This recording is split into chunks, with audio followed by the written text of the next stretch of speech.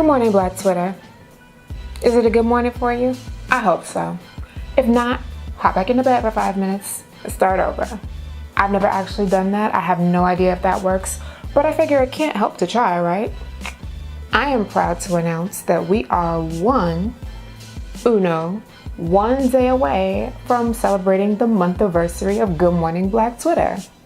I hope you're excited because I have a special guest coming on the show who's gonna help me kick it up a notch. Padow in ya face. Booyah. And by the way, whether you're watching or listening to the show, subscribe and rate it. I'd appreciate it. Oh, and go on goodmorningblackTwitter.com and sign up for the newsletter. It's dope. It's free. It goes out every Saturday.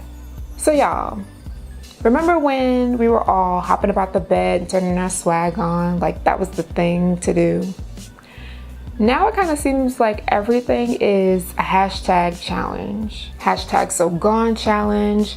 Hashtag TZMA challenge. Someone tried to get a hashtag tell me challenge going, but it didn't really pick up traction like that. If the song came out now, it'd be hashtag hop up out the bed challenge. And actually, that challenge could probably still happen. There's really nothing stopping that challenge from going down. Hashtag challenge. I think I'm all challenged out, y'all. Like, I'm gonna just save my line dancing for backyard barbecues and cookouts, and I'm gonna teach the babies how to do the real Running Man. Hashtag teach the babies challenge. Y'all realize 90s babies aren't the babies we're dealing with anymore?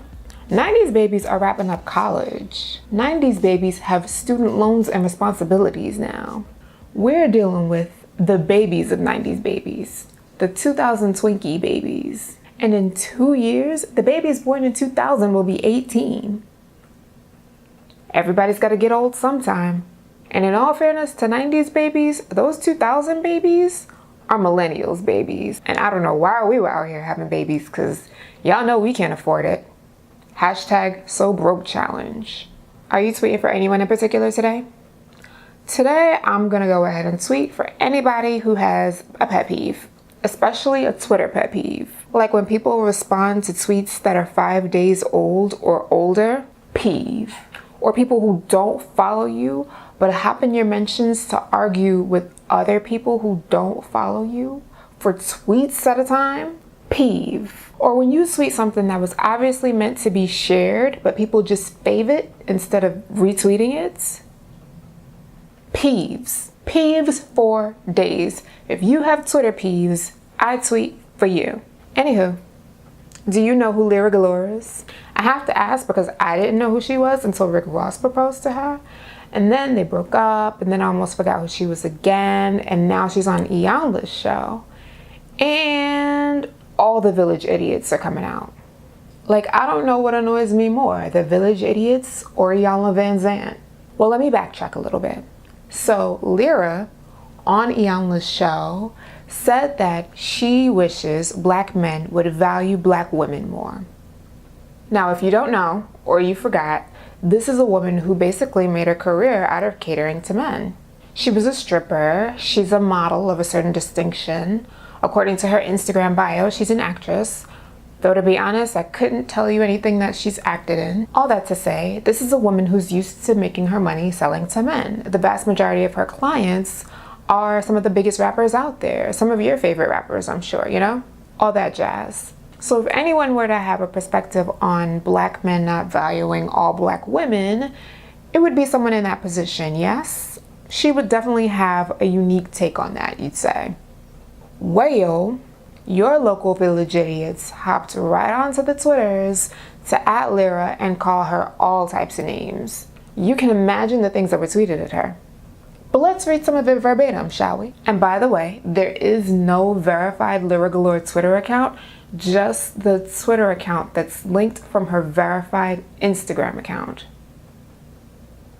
Okay, here goes. In response to Lira Galore saying she wishes black men value black women more, black men said, "That's like a cat walking through a junkyard full of dogs asking for more respect. LMFAO, wrong job. So being a thought and bowing out at 21 is cool cause your neck icy? Cause MFs respect you as much as you respect your damn self. Hashtag fuckboy proverbs. Riddle me this. How is it men hate strippers so much when they love strippers so much?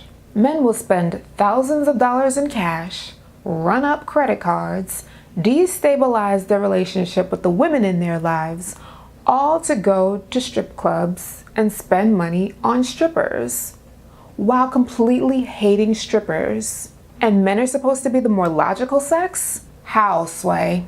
These village idiots don't even realize that they're proving Lyra's point by hopping in her mentions and saying all types of disrespectful stuff to her. Now mind you, if you look in Lyra's mentions, she's getting way more praise than hate, mostly from women. However, these idiots have no problem making themselves exhibits A through Z in support of Lyra's point that black men don't value black women. They don't even get it. Point soaring over their heads. But I can't tell if I'm more annoyed at them or Iyanla, because then we have her on her show saying things like, when young women begin acting out, it sets them on a path throughout their lives that reinforces the dangerous stereotype of the angry black woman. Let me deconstruct this and try to put it back together. When young women, okay, so not old women, just young women, begin acting out, so the problem isn't what caused them to react or made them angry, it's only when they start acting out that's the problem. It sets them on a path throughout their lives that reinforces the dangerous stereotype of the angry black woman. Huh? So their path, their whole path throughout their life just reinforces the stereotype? And that's what's dangerous? But that's not how this works.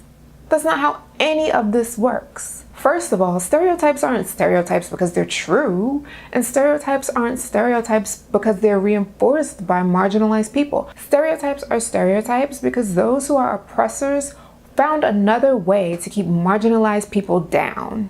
There is nothing marginalized people can do about stereotypes but ignore them. If you're a black woman, you have a right to be angry. You want to eat that chicken and watermelon? You eat that chicken and watermelon with glee. You got to get at somebody for doing you wrong? Do not be afraid to speak up for yourself, because there will not be a long line of people waiting to speak up for you. Looking respectable for other folks will not save you, so you might as well be yourself and be pleased. Furthermore, how is Iyanla's issue with Lyra's drinking and lashing out that it will reinforce stereotypes? How did you skip over the whole fact that it would be harmful for Lira, Iyanla? What in the world kind of life coach? And this is why I can't rock with Iyanla, because I think life coaches are con artists. If you really need a counselor, which a lot of people on her show seem to do, please see an actual therapist who can teach you some coping mechanisms and help you realize how your mental health is affecting your life. Not someone who's going to completely gloss over how your drinking is harmful to tell you that it's reinforcing stereotypes.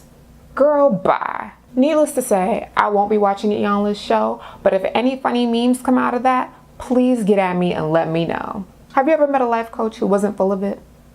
Holla at me and let me know. You know, I'm open to having my mind changed. Not about Iyanla, but about life coaches in general. Get at me in the comments on goodmorningbblacktwitter.com or holla at me on Twitter at GMBT Show. Let's have a discussion. This episode is over, but my work is never done. I'll see you in the tweets. Have a good morning, Black Twitter.